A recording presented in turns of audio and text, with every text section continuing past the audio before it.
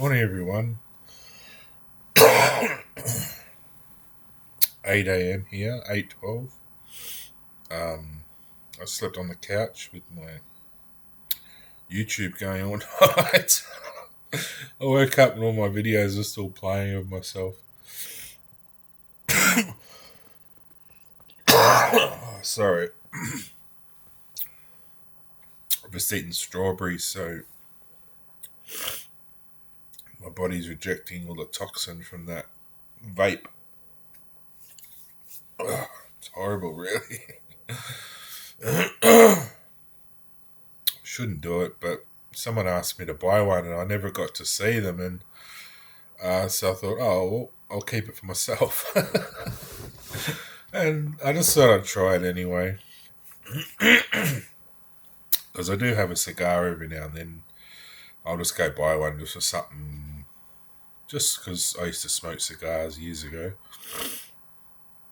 And getting onto that, how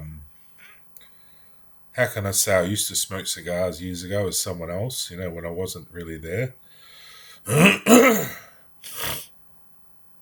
People say, how can you say you're Elvis, or how can you say you were Amadeus, or how can you say you were Jesus, or how can you say you're all these different people if you weren't there, you were just born now? Hopefully I can tell you this sort of story that will help you understand consciousness and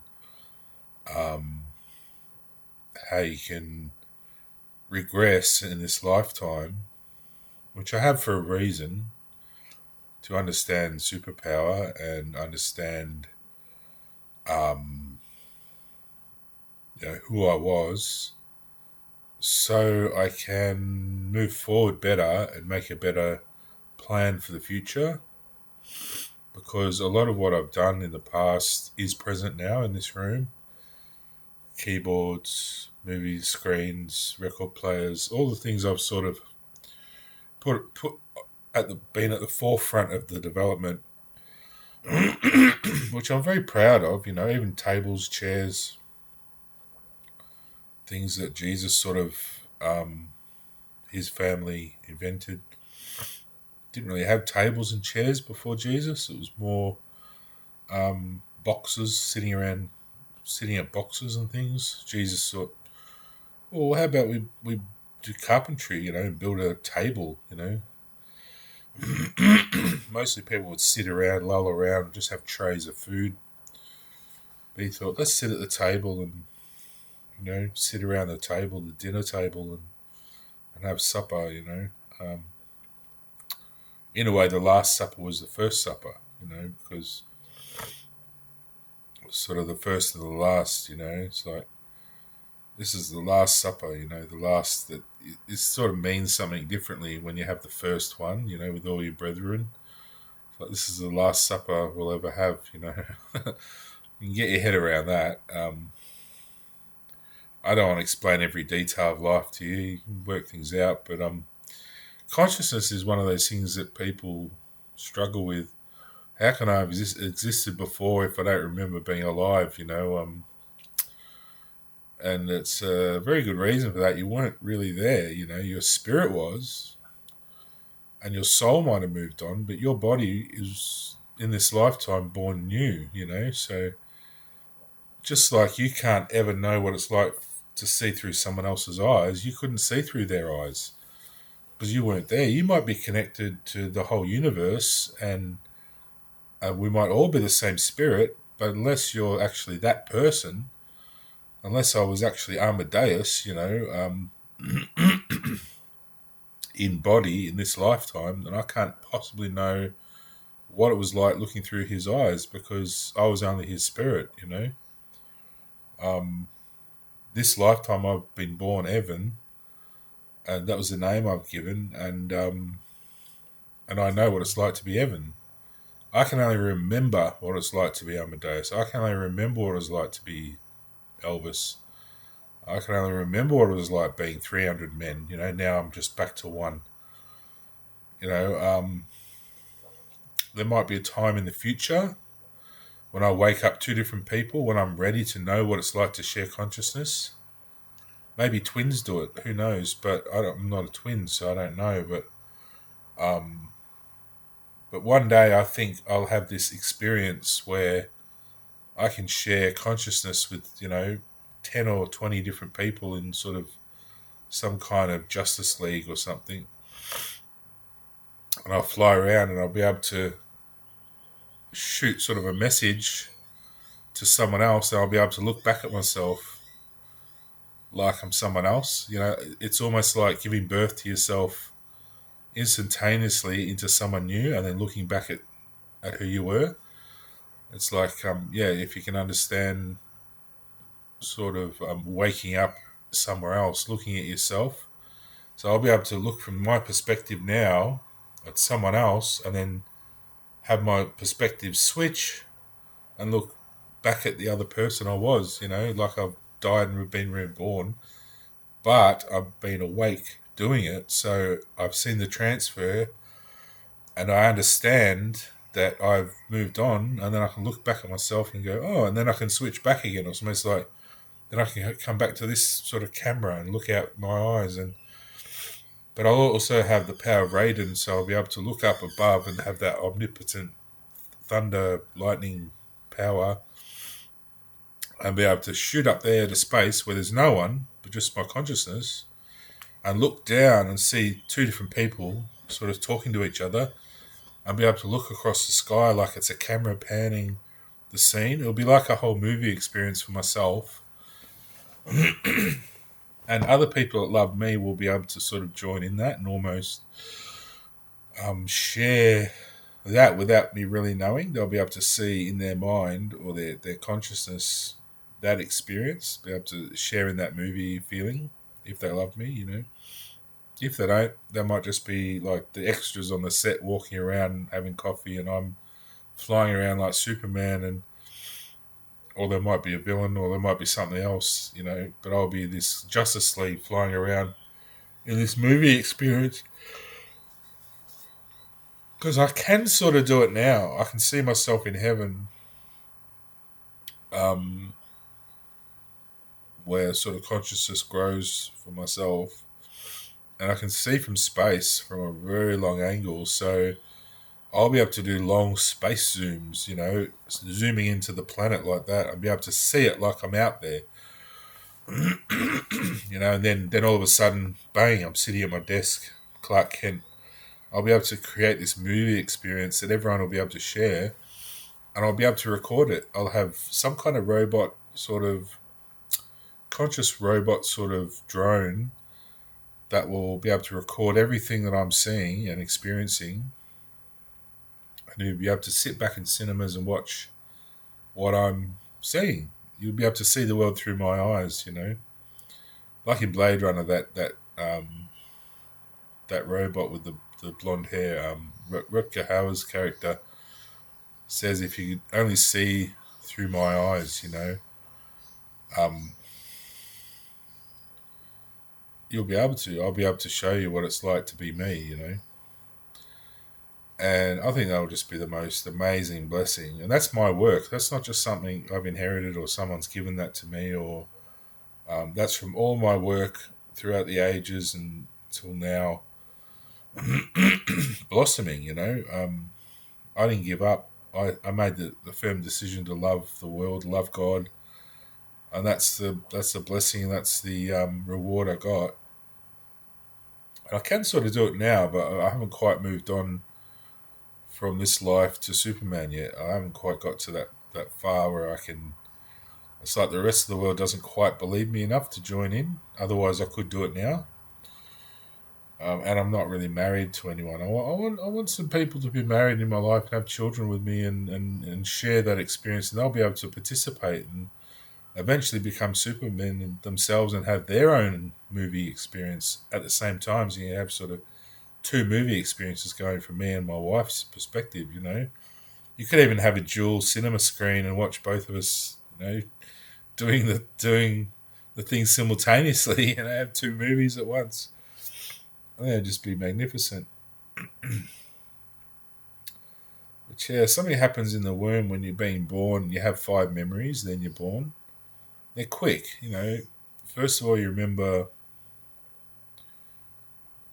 I don't want to give it away exactly, so my mind fudges it all up. But it's something like you remember who you were and where you were, and then you remember remember the inception of your existence back in the start of time. Then you remember 5 different things. Then you pop out born.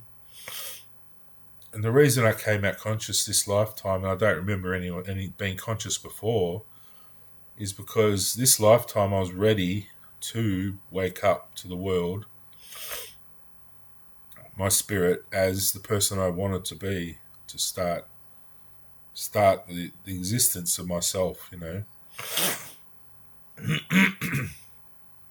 Elvis did it. He could see the world. He remembers his person in heaven, who he's moved on now, and he is, and Amadeus and all the other people I've been.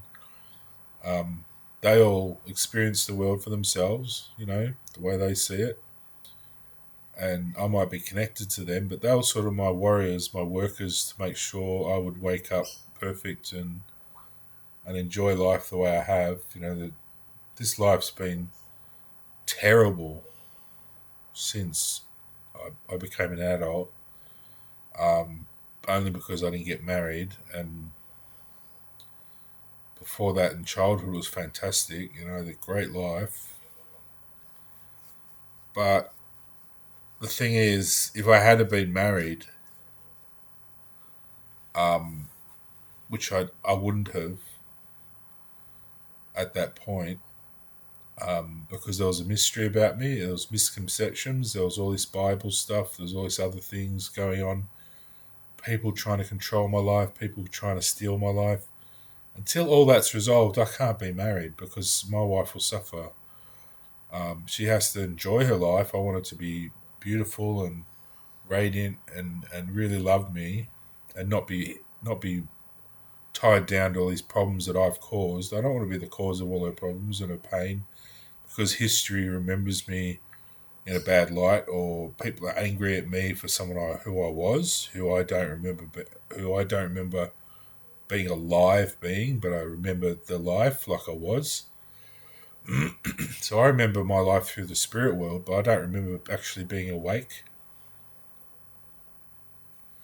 And there's a good reason for that. Is this life I was ready to wake up to the person who's sort of the blessed son who inherits everything,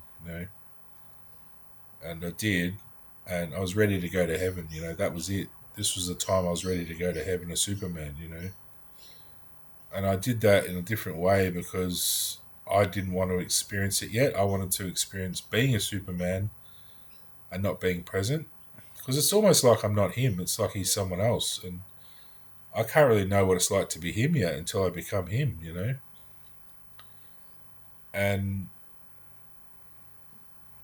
But the great thing is, it's part of that experience of learning how to wake up to my whole self of who I've always been, and be alive and know that I'm alive, because my consciousness, I have to get to the point where everyone accepts me as a Superman, for Superman to exist and for me to enjoy doing it. And I realize now my body has Superman is like the sum of all parts of who I've been, including myself. So I'm like the godhead of Superman's world, Justice League, and I got to heaven myself, but also rebirthed myself in heaven. So I can see through the eyes of Amadeus, Elvis, like I'm actually them. I can see through their eyes. I can see consciousness in heaven and where they are, and even the Evan that I got reborn in heaven, the perfect boy I was growing up into a man. I couldn't remain. I had to become Raiden in a way, that the omnipotent consciousness, I had to embody that, the lightning god. So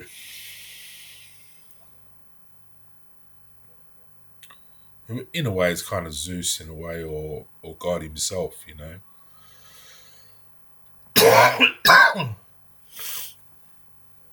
And if I hadn't have become this person I am, if something had prevented it, or if I hadn't have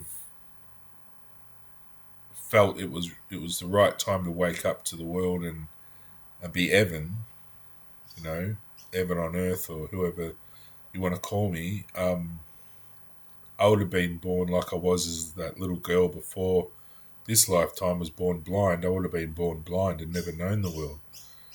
I would have been awake but been blind, and then I would have died, and then I would have waited and woke up Evan.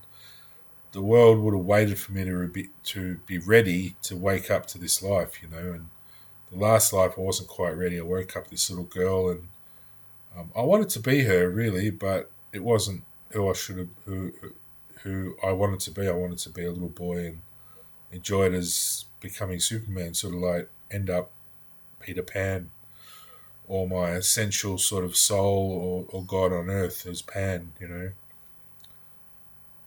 who one day, the sum of all my beings, all the other ones will fly off to create other things, and I'll end up this sort of like my inner child. I'll be like this beautiful little young man, probably 16 is sort of my God age, and I'll be able to fly around and be with all these kids and have as much fun as I want. I'll be like this free little spirited little boy throughout the entire universe, flying around doing anything I like, and have my little wife with me, little Tinkerbell flying around with me to keep me company, and which is what I wanted as a little boy, a little friend to sit on my shoulder. I ended up with this little teddy bear who I've kept. He's somewhere around, but all the nose broke on him. I was so upset. I tried to fix it myself. It wasn't a good fix-it job. I should get him restored, but I don't know if anyone does that sort of thing anymore. My special little teddy, but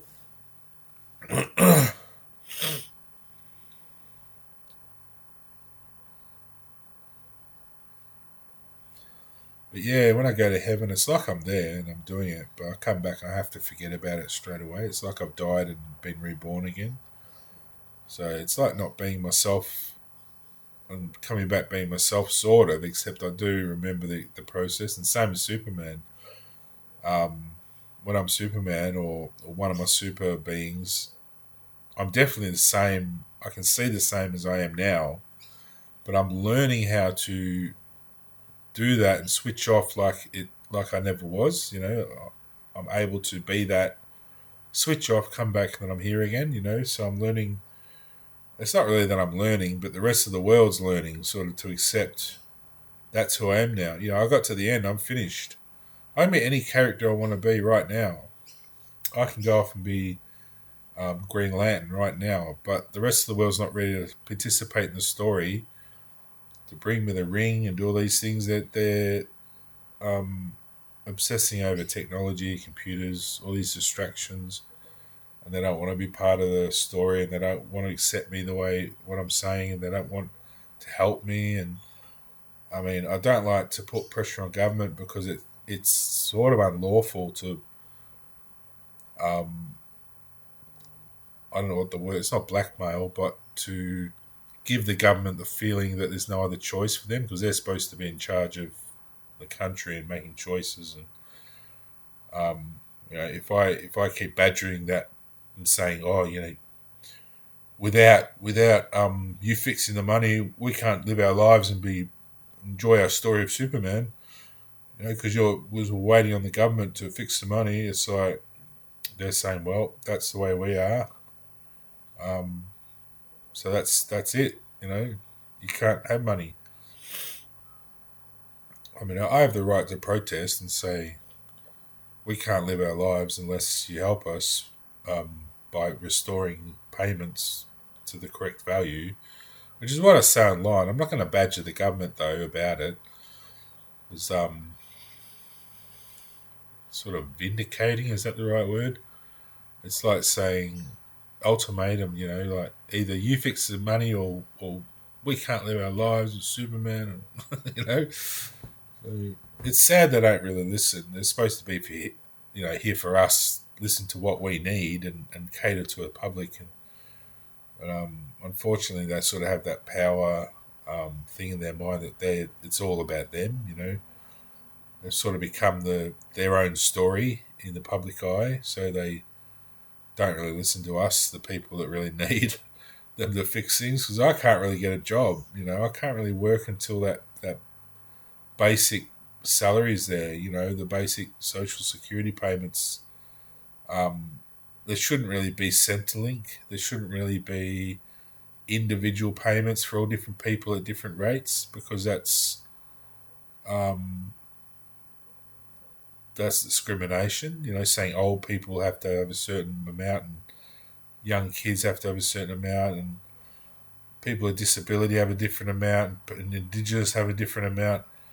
It should just be one social security payment for everyone that just helps them on tough times, or just on basic needs if they can't work, or don't have the facility or the ability to work, or want to work, and it's money there to help them get a job, because without money, sometimes you can't afford shampoo to wash your hair, and if you walk in with smelly hair, they're not going to want you. If you walk in unshaven because you can't afford razors, if you can't get to the job on time because you have to do all this other stuff because you can't afford petrol, um, it's not that it's something new. What I'm saying, it's old, but they've got to a certain point where they thought, oh, we can't pay them any more than $300 a week or $600 a week, because that's too much. But look at what people are earning out there: billions of dollars a week doing, flashing their parts, or doing a bit of music, or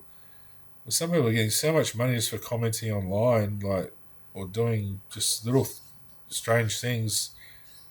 It shouldn't be an issue anymore. Honestly, a few thousand a week shouldn't matter to give people the purpose to be able to afford a little home. I'm not talking a grand mansion. I'm talking just afford to buy like a unit like this, to pay it off each week with your basic payment plan.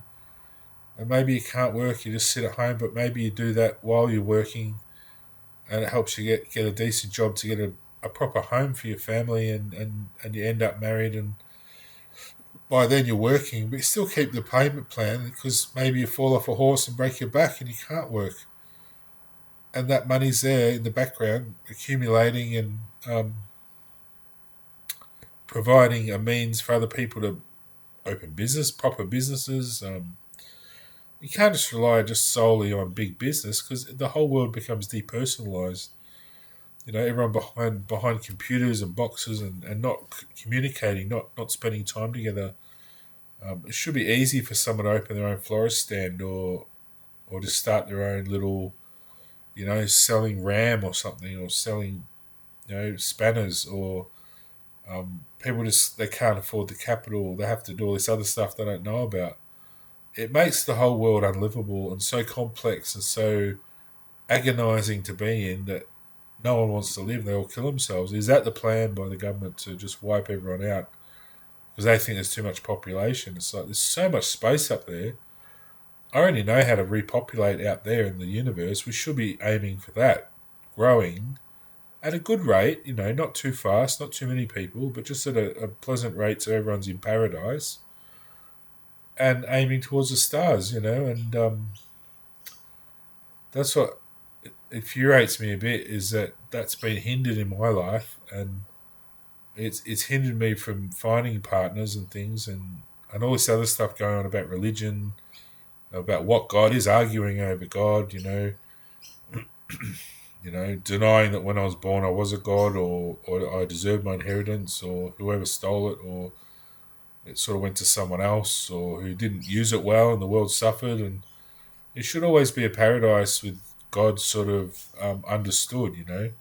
I don't have to take up everyone's time. I don't have to be in your face. You don't all have to sit around worshipping me, but let me live the life I deserve to live, because I deserve it, and I've worked hard for it, and really the only thing stopping me is a few people in charge saying you can't be God, or you can't be this. Yeah, but you're watching me on all the movies. You're getting sick of me watching all these same movies, and they're all violent. And you're getting the wrong impression what God's about. I'm not about going around blowing up buildings and thumping people to death, and that's not what I'm about. I'm about glory, and glory is what keeps us immortal and what keeps us living, and the glory of God is what keeps the human race happy and excited, and the glory of God isn't just about my body; it's about all the things I've done, all the it's even inventing nature, inventing all the things I've made over the years, and not just me, but my whole family and the whole people associated with God, and now superpower, and that superpower is creating that movie experience where people enjoy. You don't need all these film sets. You don't need all the expense or computers. You can see the real thing, and people love sitting back watching a good movie. And it won't just be always about me. It'll be about other people and what they want, and it'll be consensual. It won't be people spying on people in their homes, hurting them. It'll be an agreement that you make.